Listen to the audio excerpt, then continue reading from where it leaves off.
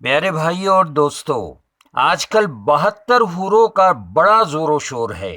T V debate میں جانے سے پہلے ایک صاحب نے مجھے پوچھا تھا کہ اس کا کنسیپٹ کیا ہے۔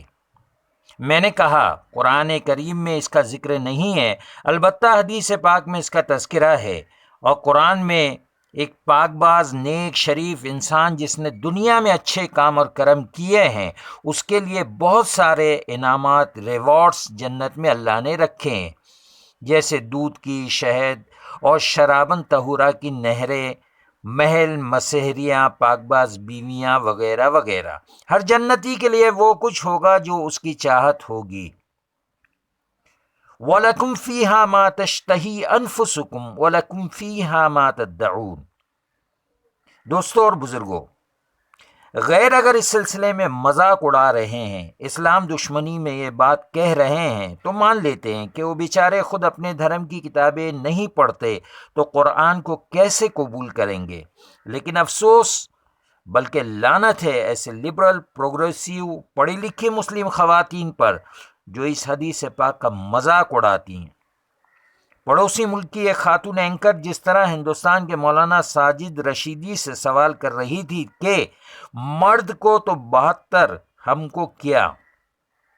پہلی بات تو یہ کہ غیرت مند، ایک باحیا، باکردار، عفت مآب عورت کا ایک مرد سے ایسے سوال کرنا زیب نہیں دیتا، وہ بھی علانیہ ٹی وی پر جس کو کروڑوں لوگ دیکھ رہے تھے۔ نعوذ باللہ وہ دین اسلام کی تعلیمات اور رسول مکرم صلی اللہ علیہ وسلم کے حدیث پاک کا مذاق بنائے۔ پہلے وہ خود گہرائی اور گہرائی سے اس ضمن میں مطالعہ کرتی۔ وہ ایک مسلمان خاتون تھی، اپنے مذہب کو ریپریزنٹ کر رہی تھی، مگر جس ناشائستہ انداز میں وہ بول رہی تھی، بجائے اس کے کہ ساجد رشیدی صاحب اس کی اس نامعقول باتوں کا معقول اور مدلل انداز میں جواب دیتے، اسے ٹوکتے کہ یہ سوال کا کیسا بھونڈا، مذاقیہ اور تضحیک آمیز انداز ہے تمہارا۔ خیر، آگے چلتے ہیں۔ دوستوں اور ساتھیوں، اس حدیث پاک کا سب سے زیادہ مذاق پڑوسی ملک کے آتنکوادیوں نے اپنے مطلب کے لیے استعمال کیا۔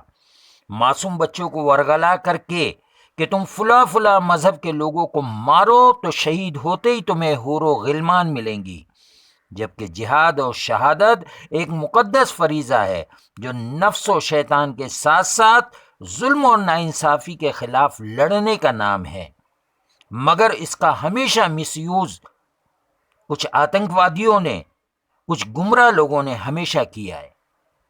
جہاد تو انہیں اپنے معاشرے میں کرنا چاہیے۔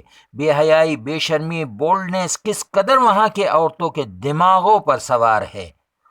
اپنے عاشق کے لیے 5 بچوں کی مائیں اپنے شوہروں کو مروا دیتی ہیں۔ اعلیٰ و اوسط و ادنا درجے میں ہائی پروفائل سے لے کر لو پروفائل تک وہاں کی عورتیں عصمت فروشی کرتی ہیں، اور ایسی تعداد بھی عفت مآب بہنوں بیٹیوں کی کچھ کم نہیں کہ بھوکے مر جائیں گی، مگر پوری طرح سر سے پیر تک ڈھکی ہوئی اپنے بچوں کے پیٹ کے لیے، حلال روزی کے لیے راستے پر بوٹ پالش کرتی اور مختلف اشیاء بیچتی نظر آتی ہیں۔ دوستو، بات کہاں سے کہاں چلی گئی؟ آئیے اب اصل موضوع کی طرف، کہ جس خدا نے انسان اور اس دنیا کو اتنا حسین اور اتنا سسٹمیٹک بنایا کہ کہیں اس کے کارخانے میں معمولی درجے میں کوئی کمی اور خامی نہیں۔ لَقَدْ خَلَقْنَا الْإِنسَانَ فِي أَحْسَنِ تَقْوِيمٍ، تو کیا وہ مالک و خالق جنت میں نیک لوگوں کے لیے وہ انعام اور وہ ریوارڈ نہیں رکھ سکتا؟ انہیں عزت کا تاج نہیں پہنا سکتا؟ دنیا میں اگر ہمارے اسکول، کالج، یونیورسٹی کا ایک اسٹوڈنٹ اچھے نمبرات سے پاس ہوتا ہے، کوئی غیر معمولی کارنامہ انجام دیتا ہے، تو اس کے والدین، فیملی، ٹیچرز، پرنسپل سے لے کر پرائم منسٹر تک اس کی حوصلہ افزائی میں انعام و اکرام اور ایوارڈز کی بارش کر دیتے ہیں کہ یہ اس کی محنت اور اچھی کارکردگی کا صلہ ہے۔ اسی طرح اسپورٹس ہو یا دیگر کوئی ایکٹیویٹیز، تو وہ خدا اس انسان کو جس نے اس کے پیچھے نفس، شیطان، اپنے بال بچوں کی حلال روزی کی ضرورت کی تکمیل، والدین کے فرائض، سماج اور ملک کے پرتی بہت سی ذمہ داریوں کو لگا دیا ہے، تو کیوں کر وہ اپنے مالک حقیقی کی طرف سے اس کا حقدار نہیں ہوگا کہ اسے سورگ اور جنت کی نعمتیں نہ ملیں؟ یہ بالکل سادہ اور سمپل سی بات ہے۔ ماننے والوں کے لیے سب کچھ ایزی ہے، جن کو اللہ ہدایت دے، اور نہ ماننے والوں کے لیے جس کی قسمت ہی خراب ہے اسے اپنی بدقسمتی اور لعنتی زندگی پر افسوس کرنا چاہیے، بلکہ توبہ کرنا چاہیے کہ وہ مذاق کتنا بھی اڑا لے، ملنا تو آخر خدا ہی سے ہے، پھر اڑا لینا بیٹا خوب مذاق۔ دوستوں، ساتھیوں، بزرگوں، نبیوں اور پیغمبروں کے معجزوں کو لعنتیوں نے جھٹلا دیا۔